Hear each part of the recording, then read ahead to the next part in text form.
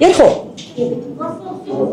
За, өнөө өглөө чуулганы нэгдсэн хуралдаан дээр үг хэлэх байсан. За, үндсэн хууль ерөнхийлөгчийн тавьсан хоригтой холбоотой үг хэлэх байсан. За, гишүүн бол өөрийнхөө минутыг яаж ашиглаж болдог. Миний одоо хамгийн сүүлд хэлэх үг маань одоо ерөнхийлөгчийн хоригтой холбоотой үг байсан. Үг эхлэнгууд булган туяа дарга бол миний микрофоныг хаасан. За, энд ямар үг хэлэх гэжсэн бэ гэвэл одоо би тэрийг бүтнээр нь та бүхэнд хэлж өгье.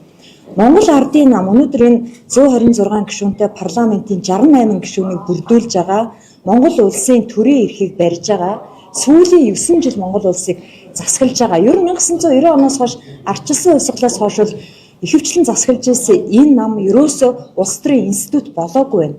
Энэ нам сандал ширээний булаацалдаан болохоор хэн нэгнийгээ барьж авч хордгийн байна. Гэмт хэрэгт хутгах хүмүүсийнхаа нэрсийн жагсаалтыг гаргаад авилгатай тэмцэх газарт өгцөн байдгийн байна.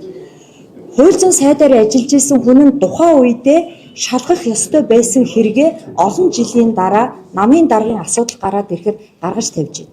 Энэ бол эсвэлтхүү. За өнөөдөр Орднаас гишүүн байсан хүн бас хөлийн бах хурал хийлээ. Энэ хүн бас хууль зүйн орон дарга болсон шүү дээ. Тухайн үед яагаад асуудлыг шалгуулаагүй. За сүүлд нь манай улсын хурлын дарга амар баясгалан бас хөлийн бах хурал хийлээ. Бас л баахан гэмт хэрэг ярьлаа. Энийг мөн л нуун дарагдуулж исэн шүү дээ. Тэгэхээр одоо энэ эсвэлтхүүг бид нар шалгах хэрэгтэй байхгүй юу? Энэ нам цэвэршээгүй тохиолдолд энэ нам 1937 онд хийжсэн хэлмэгдүүлэлтэд дахиад хийх юм байна. Сэтгүүлч үнэр цэцгийг та бүхэн мэднэ. Би хэвлэл мэдээллийн салбараас гарсан улсын хурлын гишүүн.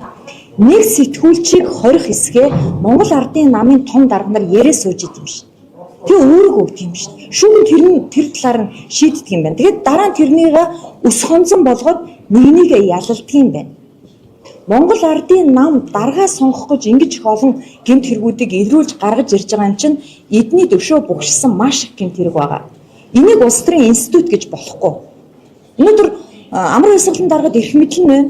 Улсын хурал дээр хянан шалгах төр хороо байгуулж байна шүү дээ. Эсвэл ажлын хэсэг байгуулж болно. Бид нар тэрийг шалгаад өгье л дөө. Хэрвээ ингэж чадахгүй бол улсын хурал өөрөө тарах хэрэгтэй. Би тийм саналыг гаргана гэж бодож байна. Ийм их хурал байгаад яах вэ? Ийм ус хонцонтой хин нэгнийгээ захиалгаар дарга болохгүй гэдгээр гаргаж ирж ялалдаг. Авилгатай тэмцэх газрыг гар хөдөлгөөн үзүүрээр хөдлөгдөг. Шүүхээс тэр хүссэн ялыг нөгдөг. Хууль биш хүн засгалдаг. Энэ намын бузруулаа гараад ирлээ шүү. Тэр өнөөдөр Монголын нийгэм сүүлийн 9 жил энэ намаар удирдуулж шин. Бид нар цаашаа энэ 3 жил энийг хүлээх үү, дэвчих үү? Би л ийм юмыг дэвчихгүй гэж би энэ болгонтой тэмцэх тийм л мөрөөдөлтөөр энэ улсын хурлын гишүүн болсон. Тийм учраас үнэхээр гутарч байгаа байхгүй юу?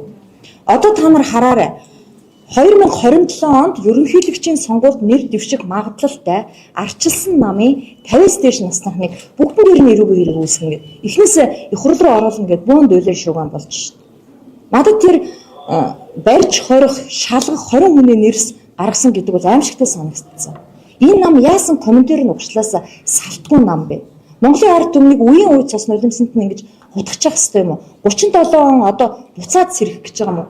Тийм учраас энэ нам эсвэл өөрөөсөө татан бүү эсвэл энэ улсын хуралд хараад дахиад эхнээс нь тоглоомын дүрмээ эхлэе. Тэгэл энийг бүгдээрээ сайд байсан хүн нь ерөнхий сайд байсан, улсын хурлын гишүүн байсан, хууль зүйн байнгын хорооны дарга байсан хүмүүс нь хэвнэг гаргаж ирээл ярьдаг. Тэрийг хадгалж байгаа л ус хонцонгийн сэтлэр идэг. Энэ их хурл чи одоо их хурл биш боллоо. Тэр би энэ үгийг хэлэх гэжсэн. Харамсалтай нь хэлүүлсэнгүй. За ийм л юм. За стрийн намд бас нам биш юм байна шүү дээ. Та өөрөө одоо их сургууль төгсөөгүй сэтгүүлчдийн салбараас гарсан гэж хэлэх нь бас оновчтой юу? Миний их сургууль төгсөөгүй энд заяа. Нэгдүгээр хамаагүй заяа. Хоёрдугаар би 28 жил сэтгүүл зүйн салбарт байсан. 28 жил би энд хийж бүтээсэн. Манай сэтгүүлчид та нар боддоо энд чинь ингээд гингүү хүмүүсийг яллах гэдэг шүү дээ. Гингүү хүмүүсийг авилгатай тэмцэх газар дээр нэрсийн жагсаалт гаргаж шин. Энийг хараад энийг хүлээн зөвшөөрөөд өнөөдөр миний тухай юм яриад суух ёстой юу? Тийм үү? Гингүү хүнийг яллах гэдэг цаан чинь өшөө бүр ингээд гинт хэрэг янз янзын юм гаргаж ирээд яриад шин. Би ямар ч байсан Монголын ард түмний төлөөдөд байна, авилга, ашиг сонирхлоос ангид байна. олон нийтийн төлөөлөгч элчин байна гэж тангараг өргөсөн. Тийм учраас тангараа биелүүлж байгаа. Тийм учраас энэ мэдээллийг хийж байгаа. Энэ бол миний бүрэн эрхийн асуудал. За баярлалаа. Нэг юм асууя. Дахиад нэг юм асууя.